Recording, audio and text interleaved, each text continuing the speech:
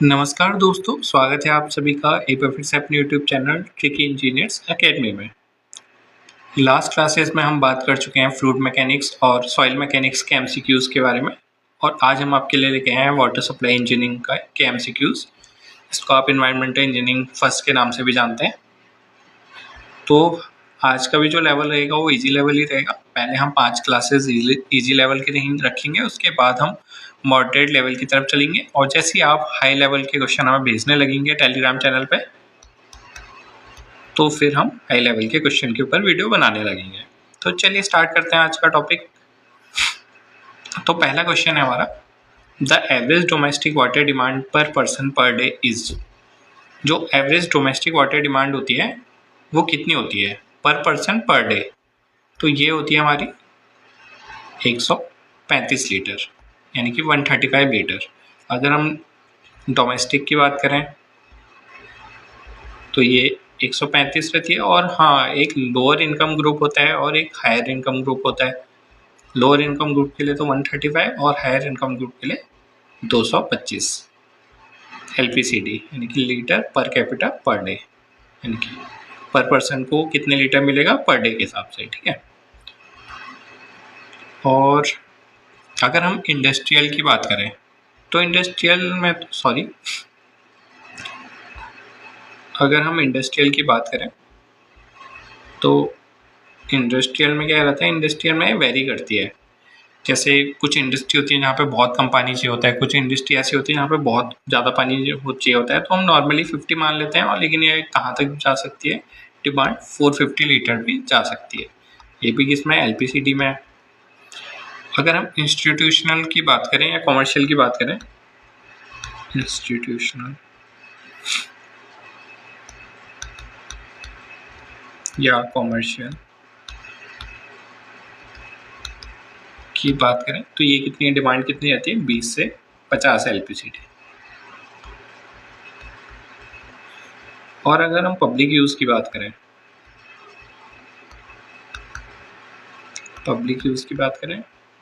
तो ये कितना रहता है, 5% ऑफ टोटल। और एक और डिमांड आती है जो बहुत ही ना के बराबर रहती है वैसे तो, जो होती है हमारी फायर डिमांड कितनी रहती है, 1 LPCD, क्योंकि रोज के हिसाब से तो ज़्यादा होके वो ज़्यादा अमाउंट हो जाता है। तो और तो कुछ बचता नहीं है, लॉसेज एंड थेफ्ट वाला क्वेश्चन शायद आगे है। तो चलिए नेक्स्ट क्वेश्चन की तरफ चलते हैं। अगला क्वेश्चन है हमारा, according to Kuichling formula the fire demand Q in litre per minute and the population P in 1000 is related by the equation. Kuichling formula क्या होता है जिससे हम फायर डिमांड निकालते हैं? तो वो क्या होता है, पहला ऑप्शन है Q इक्वल टू 3182 P, दूसरा ऑप्शन है 5663 root P, 3182 root P, 4637 root P, 1 minus 0.01 root P। कौन सा इसमें से सही आंसर है? तो वो होता है हमारा 3182 रूट P। तो जो हमारा राइट आंसर हो जाएगा वो ऑप्शन सी हो जाएगा। ऑप्शन ए को देख के तुरंत आंसर नहीं लगाना है आपने, क्योंकि यहाँ पे रूट नहीं दे रखा है ना। तो अगर हम 5663 रूट P की बात करें तो ये हमारा वेस्टर्न फॉर्मूला होता है, ये भी आपको याद होना चाहिए, वेस्टर्न फॉर्मूला। और ये तो हमारा कुसलिंग फॉर्मूला है ही है। और ये जो क्या है, ये अंडर राइटर फॉर्मूला है, अंडर राइटर फॉर्मूला, जो बोर्ड का अंडर राइटर फॉर्मूला। और ये भी किसके लिए, पॉपुलेशन लेस देन 2 लाख, शायद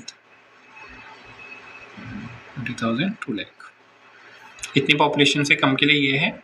और इससे 2 लाख से पॉपुलेशन ज़्यादा होगी तो क्या फॉर्मूला होगा वो आप कमेंट सेक्शन में बताइए, ठीक है। कुछ क्वेश्चन आप करेंगे तो आपको ज़्यादा याद रहेंगे। तो अगले क्वेश्चन की तरफ चलते हैं। The peak factor for estimating maximum daily demand relative to average daily demand. ये तो बहुत ईजी क्वेश्चन है। जो फैक्टर यूज़ करते हैं मैक्सिमम डेली डिमांड क्या होती है हमारी, maximum daily demand equal to क्या होता है हमारा, 1.5 या 1.8 क्या होता है? 1.5 होता है, 1.8 होता है? 1.8 इंटू एवरेज डेली डिमांड।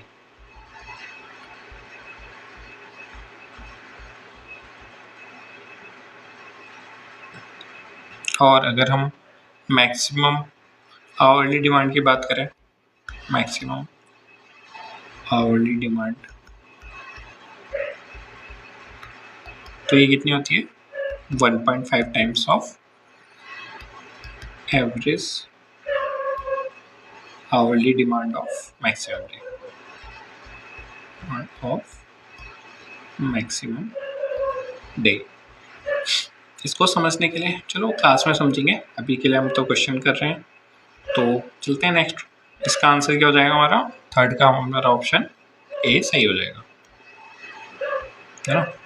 तो नेक्स्ट क्वेश्चन की तरफ चलते हैं। Water losses in water supply is assumed is, जो वाटर लॉसेज होते हैं वाटर सप्लाई में वो कितने एज्यूम करते हैं? वो हम एज्यूम करते हैं 15%।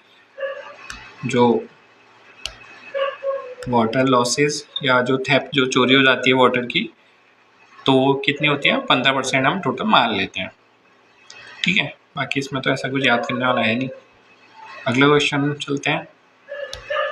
The suitable method for of forecasting population for a young and rapidly increasing city, जो यंग और रैपिडली इंक्रीजिंग सिटी जो रैपिडली इंक्रीज कर रही है जिसकी पॉपुलेशन, उसको हम किस मेथड से फोरकास्ट करते हैं जो आने वाली पॉपुलेशन होगी? Incremental increase method, geometrical increase method, graphical method या लॉजिस्टिक मेथड। तो जो फोरकास्टिंग की मेथड है वो हम यंग और रैपिडली इंक्रीजिंग सिटी में किससे करते हैं? ज्योमेट्रिकल इंक्रीज मेथड से। और जो एक और क्वेश्चन बनता है कि जो ओल्ड सिटीज़ होती हैं, ओल्ड सिटी में कौन सी फोरकास्टिंग मेथड यूज़ करते हैं? वो हम यूज़ करते हैं अर्थमेटिक इंक्रीज मेथड ना, arithmetic increase method.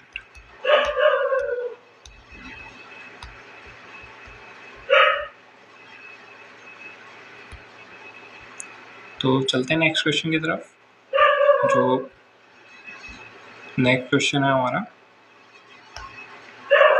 The distribution system are design for, जो हम डिस्ट्रीब्यूशन सिस्टम करते हैं जो वो किस किस आधार पे हम डिज़ाइन करते हैं? मैक्सिमम डेली डिमांड के आधार पे, एवरेज डेली डिमांड के आधार पे, मैक्सिमम आवरली डिमांड के आधार पे, या maximum hourly demand of maximum day.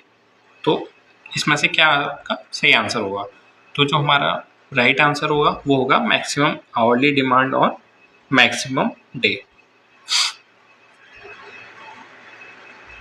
है ना। आपने पढ़ा होगा कि जो हम डिस्ट्रीब्यूशन सिस्टम यानी कि जितनी भी पाइपलाइन वगैरह होती हैं वो या तो maximum daily demand plus fire demand, या तो ये इन दोनों में से जो ग्रेटर होगा वही हमारी क्या होगी, उसी के आधार पर हम डिज़ाइन करेंगे। या तो ये, या तो सॉरी, और मैक्सिमम डेली डिमांड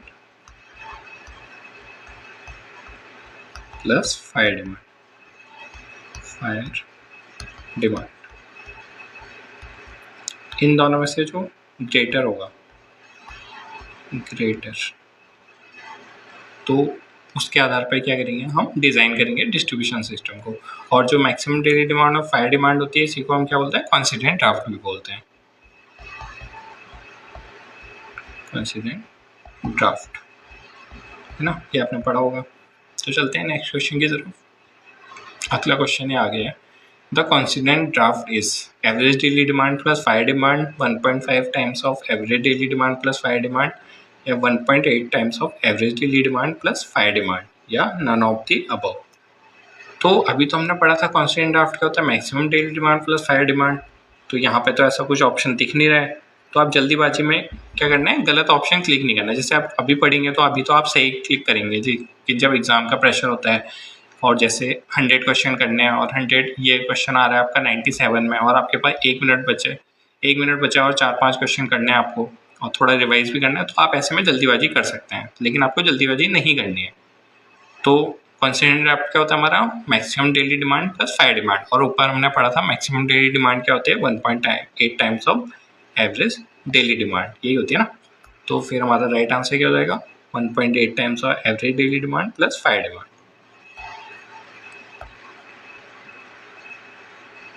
अगला, और हाँ एक होता है टोटल ड्राफ्ट। चलो ये भी आप कमेंट सेक्शन में बताना कि टोटल ड्राफ्ट का फॉर्मूला क्या होता है। The per capita water consumption for hospital is, जो वाटर कंजम्पशन चाहिए होता है हॉस्पिटल में वो कितना होता है, 340 to 450 LPCD, 650 to 750 litre per capita per day, या 500 टू 600, या 750 टू 850। तो ये जो होता है हमारा 340 टू 440। 340 हम तब यूज़ करते हैं जब क्या हो, लेस देन 100 बेड हो, है ना। और अगर 450 हम कब यूज़ करते हैं, जब मोर देन 100 बेड हो उस हॉस्पिटल में। तो इतना डिफरेंस आ जाता है वाटर कंजप्शन में। तो काफ़ी बार ये सिंगल क्वेश्चन भी पूछ लिया जाता है कि 340 जब लेस देन 100 बेड हैं तो 340 होगा, 450 होगा, बाकी दो ऑप्शन और दे देगा। तो ये भी क्वेश्चन पूछा जाता है, तो आपको ये भी याद रखना है। तो ये तो आपको ऑटोमेटिकली याद हो ही जाएगा, है ना।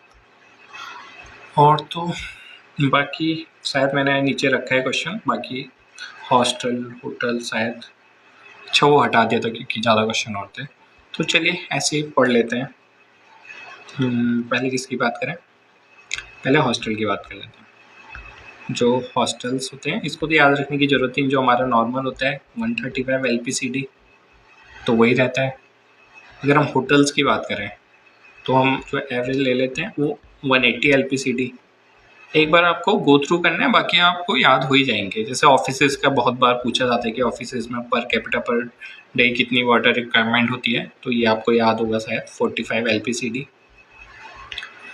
और क्या बचता है आपका, होटल हो गए, हॉस्टल हो गए, ऑफिसेज हो गए, स्कूल्स बचते हैं। स्कूल्स का भी काफ़ी बार पूछा जाता है, ये भी कितना होता है 45 टू 135। ये भी याद करने की जरूरत नहीं है, जब आपको 45 याद है तो 145 टू 135। और क्या बचता है आपका, और कुछ तो बचता है, सिनेमाज, यस, सिनेमा या थिएटर में कितना पानी चाहिए होता है, तो ये हमें चाहिए होता है 15 एलपीसीडी। ये भी काफ़ी बार पूछा जाता है। तो इनमें से हर एक क्वेश्चन है, तो ये आपको याद रखना ही है, और साथ में हॉस्पिटल का भी। तो यही 5-6 हैं जो आपको याद होने चाहिए। तो चलते हैं नेक्स्ट क्वेश्चन की तरफ। If the average increase in population of a city during the years 1990, 2000 and 2010 is 2 lakh, and the population of the city in 2010 is 5 lakh, what would be the projected population of a city in the year 2020 using arithmetic incremental method। यानी कि arithmetic increase method से आपको क्या निकालनी है, population निकालनी है। तो एवरेज आपको दे रखा है शायद, द पॉपुलेशन ऑफ सिटी ये तो है। The average increase in population कितना हमारा 2 लाख है। तो हमारा फॉर्मूला जो जिसमें हमें सबसे ज़्यादा टाइम लगता है एक्सपांड निकालने में, वो आपको दे रखा है 2 लाख, है ना। और फॉर्मूला क्या होता है हमारा अर्थमेटिक इंक्रीज का, P N equal to P not plus N X bar, यही होता है ना। और एन कितना होगा, जैसे हमने यहाँ पे 1990, 2000 और 2010 का दे रखा है। अब हमें निकालना है 2020 का, यानी एक डिकेट बाद का ही निकालना है। तो एन क्या हो जाएगा हमारा 1 हो जाएगा, एक्स पर हमें दे ही रखा है, और पी नॉट जो लास्ट वाली पॉपुलेशन होती है वो 2010 की दे रखी है 5 लाख। तो 5 लाख प्लस 2 लाख कितना हो गया हमारा 7 लाख, राइट आंसर हो गया। तो हमारा 7 लाख राइट आंसर हो गया। आप सीधे भी निकाल सकते थे, मैंने आपको समझाने के लिए बताया, क्योंकि आपको पता है एक्स बार इतना है, एन 1 है तो 2 लाख हो गया, ये प्लस होगा, और ये 5 लाख जो पी नॉट की वैल्यू है। तो हमारा जो राइट आंसर हो जाएगा वो क्या हो जाएगा 7 लाख। अब चलते हैं नेक्स्ट क्वेश्चन की तरफ। What is the peak factor और पॉपुलेशन अबव 2 लाख। जो हम पीक फैक्टर यूज़ करते हैं, पॉपुलेशन अगर 2 लाख से ज़्यादा हो, तो ये कुछ 3-4 टर्म हैं जो आपको याद होनी चाहिए। जब पॉपुलेशन 50,000 तक है, अप टू 50,000, तो हम जो पीक फैक्टर यूज़ करते हैं वो 3 होता है। अगर 50,000 से 50,000 1 बोल देते हैं, चलो 50,000 से 2 लाख तक है, तो हम जो पीक फैक्टर यूज़ करते हैं वो 2.5 होता है। और अगर ग्रेटर देन यानी कि अबव 2 लाख है अगर हमारी पॉपुलेशन, तो जो हमारा राइट आंसर होगा वो 2 होगा। तो हमारा जो राइट आंसर यहाँ पे क्या हो जाएगा, हमारा राइट आंसर हो जाएगा 2 लाख से ऊपर पूछा गया ना, तो आपको ये 3 टर्म याद होनी चाहिए। जो हम 2.7 करके निकालते हैं ना, 1.5 इंटू 1.8 करके, ऊपर जो हमने पढ़ा था वो 2.7 आता है। और फिर बाकी गवर्नमेंट ऑफ इंडिया ने ये 3 टर्म भी दे रखे हैं जो आपको पीक फैक्टर यूज़ करना होता है इतनी पॉपुलेशन के हिसाब से। तो चलते हैं नेक्स्ट क्वेश्चन की तरफ। As per Buston formula for a city of population of 10 lakh, fire demand will be, fire demand कितनी होगी? तो अभी बर्स्टन फॉर्मूला हमने ऊपर पढ़ा था, क्या था वो, 5663√P, यही था ना, क्यों 5663√P। और जो हम पॉपुलेशन यूज़ करते हैं वो किस में करते हैं, इन 1000 में करते हैं, मैंने आपको बताया था शायद ऊपर। और जो Q होता है ये होता है हमारा लीटर पर मिनट। तो 1000 के हिसाब से कितना हो जाएगा, 100 हो जाएगा। 5663 100 का 10 तो कितना हो जाएगा, 563,630। बट आपको इतनी लंबी कैलकुलेशन करने की ज़रूरत नहीं है वहाँ पे, है ना। अगर आपने ये क्वेश्चन देख लिया, आपको सीधे फॉर्मूला याद है 5663√P, आपने यहीं पे रूट कर देना है 100 का, यहीं पे रूट करा 100 का 10, तो 10 से मल्टीप्लाई कर दिया 5663√P, सीधे आंसर। जब रूट सीधे कर सकते हैं तो इतना बड़ा फॉर्मूला लिखने की ज़रूरत नहीं है, ऐसा ही करने की ज़रूरत नहीं है, तो सीधा आपका क्या आंसर हो जाएगा, ये आंसर हो जाएगा। अब चलते हैं नेक्स्ट क्वेश्चन की तरफ। नेक्स्ट क्वेश्चन है हमारा, as per Indian standard specification peak discharge for domestic purpose per capita per minute is taken as. हाँ, ये भी आपको याद होना चाहिए। जब हम अगर 5 से 10 यूज़र की बात करते हैं तो पर मिनट के हिसाब से हमें कितना लीटर पानी चाहिए होता है, 1.80 लीटर।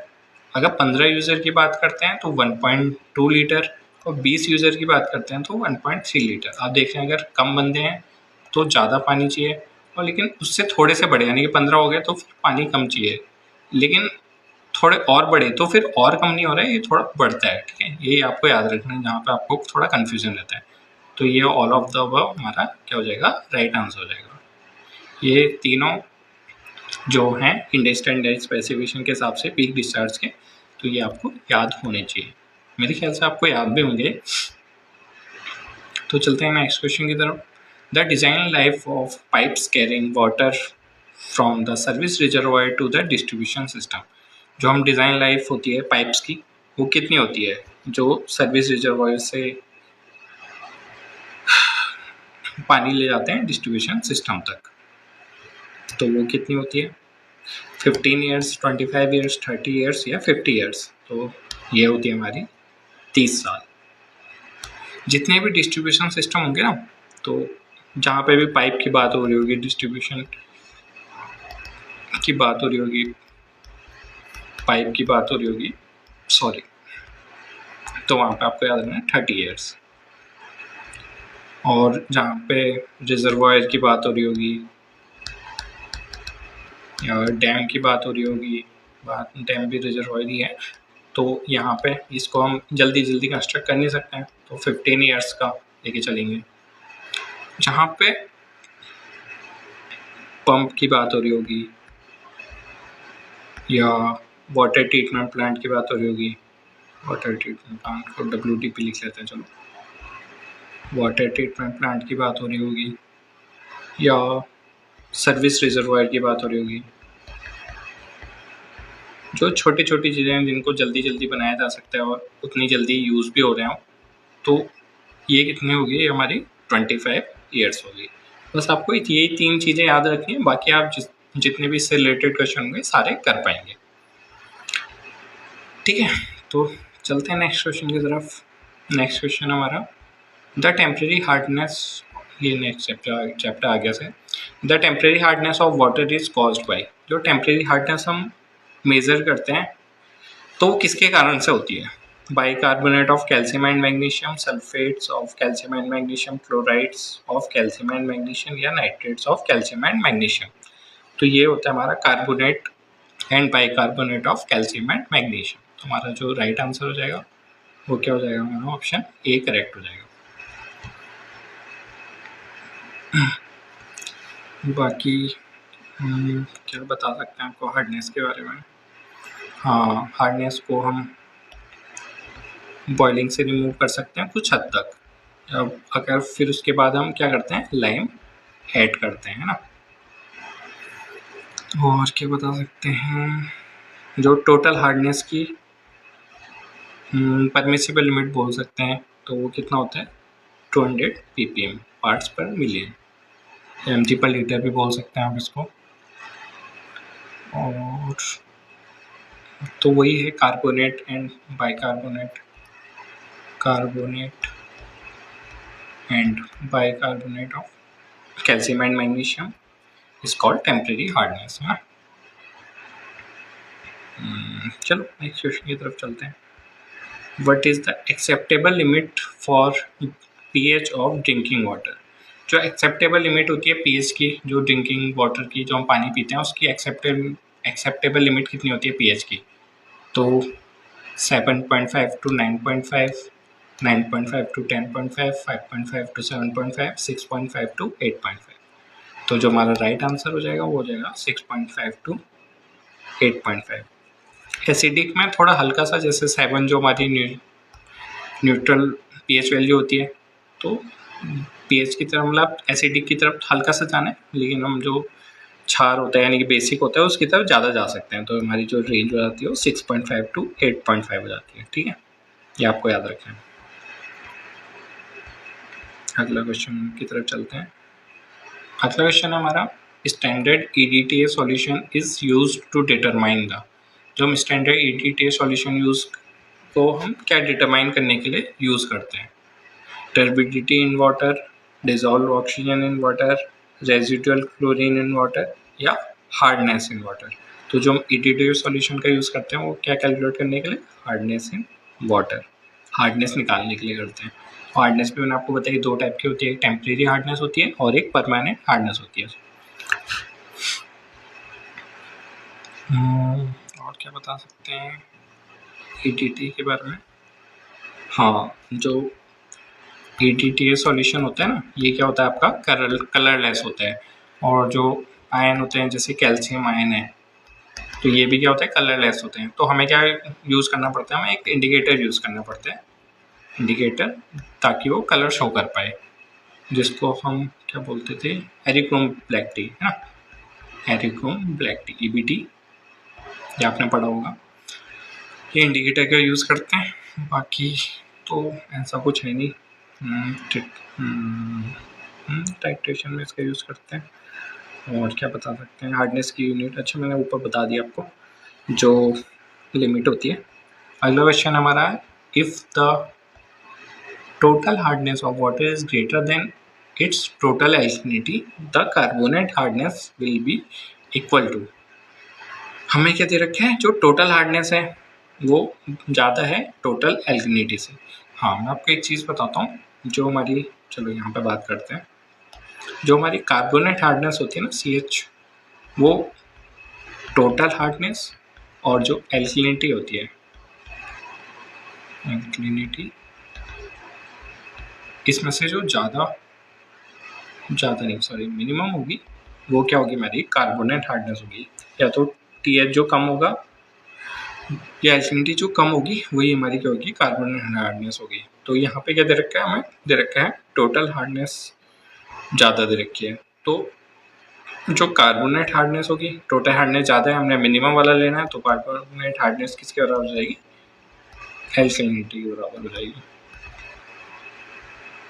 तो हमारा जो राइट आंसर हो जाएगा वो ऑप्शन ए हो जाएगा, टोटल एल्कलिनिटी। आपको मैं एक क्वेश्चन के थ्रू ही बताना पड़ेगा क्या? मैं आपको एक फॉर्मूला बताना चाह रहा था। चलो आपको मैं एक क्वेश्चन और दे देता हूँ, यहाँ पे बात कर लेते हैं नेक्स्ट क्वेश्चन की। इसको कलर चेंज कर लेते हैं, चलो ब्लू से लेते। एक क्वेश्चन है ठीक है आपसे कि अभी तो हमने बात कर ली जब टोटल हार्डनेस क्या थी, ज़्यादा थी एल्कलिनिटी से। अब इस केस में क्या है, हमारी जो एल्कलिनिटी है ये क्या है, ज़्यादा है टोटल हार्डनेस से। तो आपको क्या निकालनी है, नॉन कार्बोनेट हार्डनेस निकालनी है, ये आपका क्वेश्चन है। तो अभी मैंने आपको बताया जो हमारी कार्बोनेट टोटल हार्डनेस आपको पता है किसके बराबर होती है, carbonate hardness plus non carbonate hardness, ये आपको पता है ना। तो नॉन कार्बोनेट हार्डनेस किसके बराबर हो जाएगी, total hardness minus carbonate hardness. और जो हमारी कार्बोनेट हार्डनेस थी वो किस में, टोटल हार्डनेस और एल्कलिनिटी में जो कम होगा। यहाँ पे एल्कलिनिटी ज़्यादा है तो कार्बोनेट हार्डनेस किसके बराबर हो जाएगी, टोटल हार्डनेस की। तो यहाँ पे भी टोटल हार्डनेस, यहाँ पे भी टोटल हार्डनेस, तो नॉन कार्बोनेट हार्डनेस क्या हो जाएगी हमारी, 0 हो जाएगी। तो हमारा जो राइट आंसर हो जाएगा वो क्या हो जाएगा, 0 हो जाएगा। तो ऐसे करके आप निकाल सकते हैं। चलिए नेक्स्ट क्वेश्चन की तरफ चलते हैं। Blue baby disease is caused due to the presence of excess amount of the following pollutant in drinking water। जो ब्लू बेबी डिजीज़ होती है वो किसके कारण से होती है, जब हम ज़्यादा अमाउंट में क्या ले लेते हैं, कैडमियम ले लेते हैं, क्लोराइड ले लेते हैं, फ्लोराइड ले लेते हैं या नाइट्रेट ले लेते हैं। तो जो हमारा राइट आंसर है वो है हमारा नाइट्रेट। जब हम ज़्यादा अमाउंट में नाइट्रेट ले लेते हैं तो बच्चों के लिए यानी कि इन्फेंट्स के लिए काफ़ी नुकसानदायक होता है। तभी इसकी जो लिमिट होती है वो 45 से ज़्यादा नहीं होनी चाहिए, 45 ppm से ज़्यादा नहीं होनी चाहिए। बाकी बहुत से टर्म्स ऐसी हैं, यानी कि बहुत से ऐसी चीज़ें हैं जिसमें हमने एक लिमिट रखते हैं, परमिसिबल लिमिट, आपने पढ़ा है परमिसिबल लिमिट। और अगर हमें कोई और सोर्स नहीं पता है, मतलब नहीं मिल रहा है, अब्सेंस ऑफ अदर सोर्स, अगर हमें और कोई सोर्स नहीं मिल रहा है, एक ही सोर्स है, तो हम एक अलग से मैक्सिमम या टॉलरेंस लिमिट अलग से लेके चलते हैं। लेकिन सिर्फ क्या बोल सकते हैं, और भी हैं ऐसे। नाइट्रेट के केसेस में हम इसमें कुछ नहीं, कोई टॉलरेंस नहीं रखते हैं, यानी कि 45 ppm ही टॉलरेंस लिमिट भी होगी। और क्या बता सकते हैं नाइट्रेट के बारे में। हाँ, एक चीज़ जो ब्लू बेबी डिजीज़ है इसको हम क्या बोलते हैं, मैथेमोग्लोबिनेमिया, शायद मैं सही प्रोनाउंस कर रहा हूँ, ऐसा ही कुछ होता था, मैथेमोग्लोबिनेमिया, नीमिया होता है, नीमिया ऐसी कुछ होता है, आप देख लीजिएगा, मैथेमोग्लोबिनेमिया। तो यही क्या होता है, ब्लू बेबी डिजीज़ यही होती है, इसका थोड़ा टेक्निकल नाम ये होता है। ठीक, इसके कारण होती है जब नाइट्रेट ज़्यादा हो जाता है। पानी पी लेते हैं थोड़ा।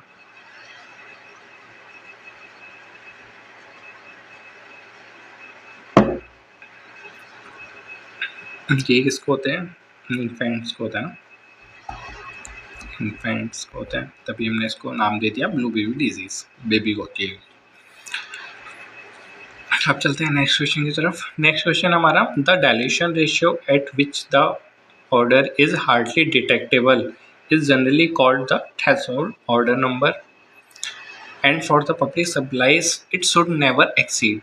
जो हम डाइल्यूशन रेशियो यूज़ करते हैं जिसमें हम जो गंध होती है यानी कि ऑर्डर होता है उसको हार्डली डिटेक्टेबल, मतलब डिटेक्ट नहीं कर पाते हैं, और उसको हम किसके थ्रू डिटेक्ट करते हैं, थ्रेशोल्ड ऑर्डर नंबर के थ्रू, इसको हम TON करके बोलते हैं। तो वो किससे ज़्यादा नहीं होना चाहिए, 3, 5, 7 या 10। तो ये हमारा जो राइट आंसर हो जाएगा ये हो जाएगा हमारा ऑप्शन ए 3 से ज़्यादा नहीं होना चाहिए। जो परमिसिबल लिमिट है ये वह वो तो एक ही है, लेकिन जो टॉलरेंस लिमिट है, टॉलरेंस लिमिट ये इसके बराबर है 3 के बराबर है, इसकी वैल्यू थ्रेशोल्ड ऑर्डर नंबर की, TON की, है ना, 1 से 3। और ये जो टॉलरेंस लिमिट कब होती है, जब मैंने आपको ऊपर बताया था कि जहाँ पे, यहाँ पे बताया था ना, अब्सेंस ऑफ अदर सोर्स, यहाँ पे कोई सोर्स अवेलेबल ना हो, अदर सोर्स अवेलेबल ना हो, तो हम 3 तक जा सकते हैं, वरना हम 1 ही इसकी परमिसिबल लिमिट है। और क्या बता सकते हैं ऑर्डर के बारे में? इसको किससे मेजर करते हैं? इसको हम मेजर करते हैं ऑस्मोस्कोप से। ऑस्मोस्कोप से हम क्या करते हैं, इसको ऑर्डर को मेजर करते हैं। चलते हैं नेक्स्ट क्वेश्चन की तरफ। In case of drinking water the permissible limit of chloride content is, जो ड्रिंकिंग वाटर में क्लोराइड कंटेंट की परमिसिबल लिमिट कितनी है? तो जो हमारी परमिसिबल लिमिट है वो रहती है हमारी 250, और जो टॉलरेंस लिमिट रहती है वो रहती है हमारी 1000। ये परमिसिबल लिमिट, ये हमारी टॉलरेंस लिमिट। जब कोई अदर सोर्स हमें अवेलेबल नहीं है तो हम कहाँ तक जा सकते हैं, 1000 ppm तक जा सकते हैं। ये ppm में, यानी कि mg पर लीटर में वैल्यू। क्लोराइड कंटेंट की बात हो गई।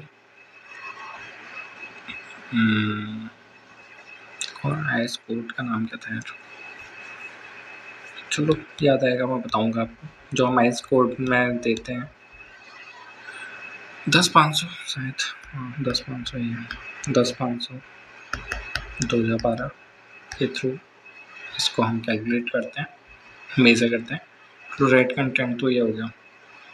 अगर हम बात करें सल्फेट कंटेंट की, 30 क्वेश्चन से ज़्यादा नहीं करना चाहता, तब हमारे क्वेश्चन थोड़े ऐसे करके हो रहे हैं। सल्फेट कंटेंट की बात कर लेते हैं। तो ये होती है हमारी 200 और ये होती है हमारी 400। ये तो आपको याद ही होगा शायद। परमिसिबल और ये टॉलरेंस। ये इसमें आपको कहीं कहीं पे 200 भी लिखा हुआ दिखेगा, लेकिन जो हमारा एस कोड कहता है वो 250 ही कहता है। ठीक है, ऑप्शन देख लीजिएगा, जहाँ पे अगर 250 ना हो तब आप 200 को क्लिक कर सकते हैं, अगर 250 ऑप्शन में तो 250 ही क्लिक करना है। ठीक है, अब चलते हैं नेक्स्ट क्वेश्चन की तरफ। The colour of water is measured on, जो हम कलर, पानी में जो कलर होता है उसको हम किस स्केल पे मेजर करते हैं? टर्बिडिटी स्केल पे, सिलिका स्केल पे, प्लेटिनम कोबाल्ट स्केल पे, या थ्रेशोल्ड स्केल पे? तो इसको हम यूज़ करते हैं प्लेटिनम कोबाल्ट स्केल, आपने पढ़ा होगा ये। और क्या करते हैं, कलर मैचिंग टेक्निक का यूज़ करते हैं, कलर मैचिंग टेक्निक का यूज़ करते हैं। और इस टेक्निक को क्या बोलते हैं, टिंटोमीटर मेथड, है ना। ये भी काफ़ी बार पूछा जाता है कि कलर को हम किस मेथड से आइडेंटिफाई करते हैं, तो टिंटोमीटर मेथड, है ना। तो चलते हैं नेक्स्ट क्वेश्चन की तरफ। नेक्स्ट क्वेश्चन हमारा, orthotolidine test is used for determination of, जो ऑर्थोटोडलाइन टेस्ट होता है जिसको ओटी टेस्ट भी बोलते हैं, वो क्या डिटरमाइन करने में यूज होता है? Dissolved oxygen, residual fluorine, BOD या सीओडी? तो हमारा जो राइट आंसर हो जाएगा वो ऑप्शन बी हो जाएगा, रेजिडुअल फ्लोरीन। और कौन कौन से मेथड हम यूज़ करते हैं रेजिडुअल फ्लोरीन निकालने के लिए? तो ओटी टेस्ट तो आपने देख ही लिया, बाकी हम यूज़ करते हैं डीपीडी टेस्ट, टाइट्रेशन मेथड का भी यूज़ करते हैं, इसमें हम स्टार्च का भी यूज़ करते हैं, स्टार्च, और क्लोरोटेक्निक का भी यूज़ करते हैं, क्लोरोटेक्निक, है ना। तो ये सब मेथड क्या है रेजिडुअल फ्लोरीन निकालने के लिए? डीपीडी है ये, ठीक है, डीपीडी शायद डाइथाइल फिनोक्लाइन डायमीन, ऐसे कुछ ऐसा है इसका नाम। तो DPD test, OT test, titration method जिसमें स्टार्च मेथड, क्लोरो मेथड, ये सब किसके लिए? रेजिडुअल फ्लोरीन निकालने के लिए। अब चलते हैं नेक्स्ट क्वेश्चन की तरफ। नेक्स्ट क्वेश्चन है हमारा, when 50 ml of water is diluted and is made 250 ml till it loses its taste and odor, then threshold order number is। तो जो हमने ऊपर थ्रेशोल्ड ऑर्डर नंबर की बात करी थी, वहाँ यहाँ पे इससे रिलेटेड क्वेश्चन आ गया। TON थ्रेशोल्ड ऑर्डर नंबर कैसे निकालते हैं। तो ऊपर लेते हैं हम जो फाइनल वॉल्यूम, किस चीज़ का वॉल्यूम, जब हम ऑर्डर को हार्डली डिटेक्ट कर पाएँ, eight which order is hardly detectable,